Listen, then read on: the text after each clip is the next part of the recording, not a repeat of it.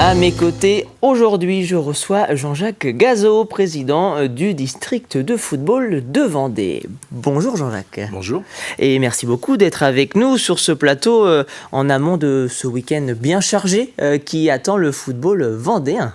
Oui, c'est vrai que c'est un week-end historique pour notre football, historique non pas par le nombre d'équipes qualifiées 3, puisque ça s'est déjà produit par le passé, mais surtout le fait de rencontrer 3 équipes de Ligue 1 et pas n'importe lesquelles, quoi. 3 équipes qui actuellement, ont des résultats quand même probants. Donc voilà, c'est effectivement un week-end festif pour notre football. Revenons peut-être sur cette annonce qui a eu lieu des 32e de finale, cette annonce qui a eu lieu il y a maintenant un petit peu plus de 3 semaines, si je me rappelle bien. Quelle a été un petit peu votre première réaction alors à cette annonce de ces 3 chocs, appelons-les des chocs pour les clubs vendéens?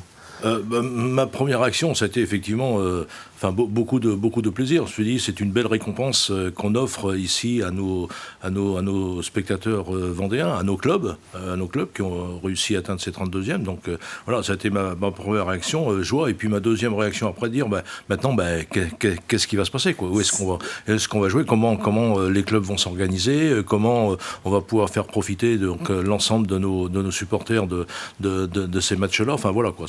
C'est ça, on va peut-être en parler dans quelques instants, bien évidemment, de ce dispositif ou de ces dispositifs qui auront lieu en Vendée. Mais c'est vrai que vous le mentionniez, la Coupe de France et la Vendée, il y a régulièrement de belles histoires, que ce soit par exemple en 2018 avec ce joli parcours des Herbiers, mais également lorsque vous étiez président de club également du Fontenay-Vendée Foot, alors qu'il ne s'appelait peut-être pas le Vendée Fontenay Foot, il s'appelait déjà le Vendée Fontenay Foot en 2001 et qui avait affronté le célèbre Olympique Lyonnais en ce début des années 2000. C'est vrai que la Vendée et la Coupe de France, c'est une longue histoire, puisqu'on parle des Herbiers, effectivement, en 2018 avec sa finale, Fontenay, mais il y a eu aussi le Boré-sur-Vie, il y a eu Luçon, il y a eu La Roche, il y a eu Chaland aussi, et puis l'année dernière, il y a eu Saint-Philbert, la Réorte, club de Détroit, qui a été longtemps le petit poussé jusqu'à la fin. Qui a été longtemps le petit poussé, donc c'est vrai que, voilà, c'est Coupe de France et la Vendée, une histoire prestigieuse. Quand on regarde ces 3 matchs, Jean-Jacques Gazot, est-ce qu'il y en a un qui vous semble particulièrement plus symbolique que l'autre, plus excitant sur le papier, sportivement? J'ai envie de dire qu'effectivement, Fontenay-Paris Saint-Germain est un peu plus excitant parce que, affronter quand même le champion d'Europe et vainqueur de la Coupe intercontinentale cette semaine. Donc, je veux dire, c'est pas rien, quoi. C'est un rêve que tout joueur amateur peut avoir. Donc, mais bon, après... Même si on le rappelle peut-être, des compositions sont déjà évoquées. Celles et ceux qui s'attendent à avoir tout l'attirail du Paris Saint-Germain au stade de la Beaujoire ce week-end seront peut-être un petit peu déçus. On le rappelle, le Paris Saint-Germain était à Doha pour la Coupe intercontinentale.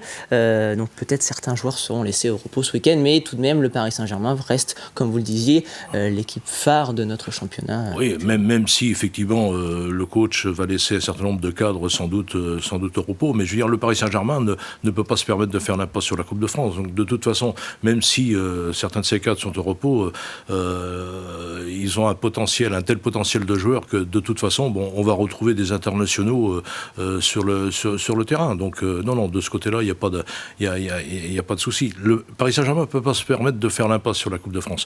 Ils ont un stand-in à défendre, ils sont champions d'Europe en titre, ils ont gagné X championnats, donc de toute façon, ils ne feront pas l'impasse. Après, qu'il y ait quelques joueurs qui soient mis, ce qui est tout à fait naturel, parce que pas oublier qu'ils ont joué mercredi, même si la il leur reste un agenda quand même très complet, en effet. En ce qui concerne alors le district de la Vendée que vous présidez, revenons à vos fonctions actuelles. Comment, lorsqu'on est district de football, on peut participer alors à cette ferveur, à cette organisation?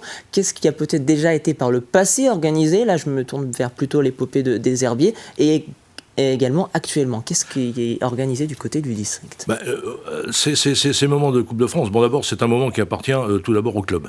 C'est important puisque c'est eux qui sont engagés, ce sont les joueurs qui ont ces résultats-là. Donc c'est un moment au club. Donc il ne s'agit pas pour le district de s'emparer de l'événement. Il appartient donc au club. Par contre, le district donc après peut être facilitateur d'un certain nombre de démarches, tant au niveau de la fédération, de la ligue, par rapport aux institutions, par rapport aux partenaires. Voilà. Donc c'est plutôt un rôle de facilitateur plutôt que l'organisateur, puisque l'organisation elle appartient au club. Encore une fois. Et puis puis il ne s'agit pas de leur enlever cet événement. Il leur appartient. C'est important. On parle souvent, oui, en effet, de toutes ces questions d'organisation, de choix de stade, de convoyage des supporters. Est-ce que cette année, le district de football a participé d'une manière ou d'une autre à faciliter ces événements alors ? Pas précisément, pas précisément. Bon, alors c'est vrai, vous parliez des conditions d'organisation. Bon, c'est vrai que le cahier des charges de la fédération pour les matchs de ce niveau est relativement important, en termes de sécurité, en termes d'organisation, en termes de billetterie. Mais encore une fois, donc nous, notre rôle, c'est de faciliter un petit peu ces démarches et d'aider autant que faire se peut, donc les clubs dans leur organisation. Concernant l'impact, l'influence de cette Coupe de France, on parle souvent de cette très belle image qu'a la Coupe de France sur le football amateur, qui met d'ailleurs en lumière de nombreux petits clubs, appelons-les ainsi, les petits poussés. Qu'en est-il en Vendée ? J'imagine qu'on essaye de surfer chaque année et d'utiliser cette Coupe de France pour pouvoir promouvoir, j'imagine, le football amateur ?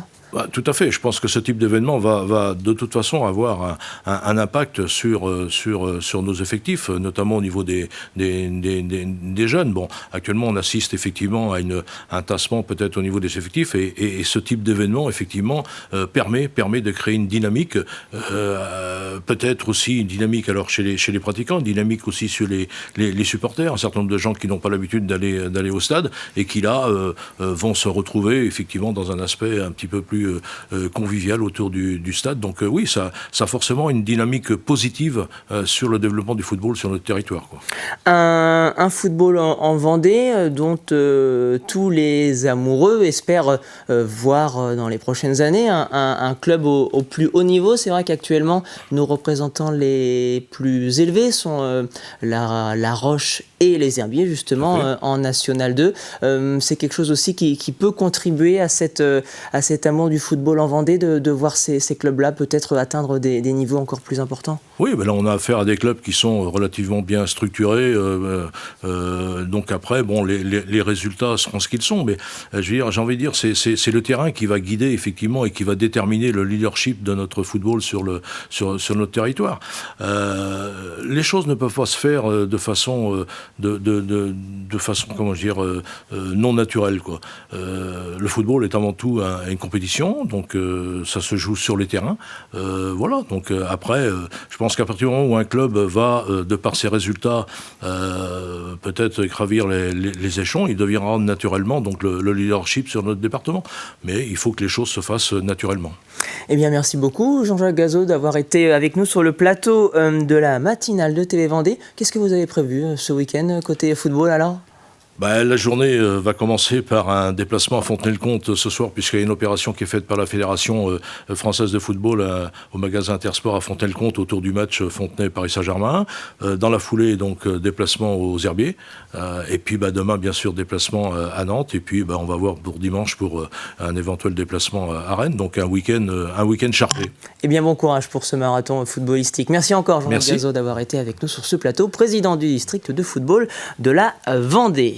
Et je le rappelle, cet entretien sera bien évidemment à retrouver dès aujourd'hui sur les réseaux sociaux de TV Vendée ainsi que sur notre site tvvendée.fr.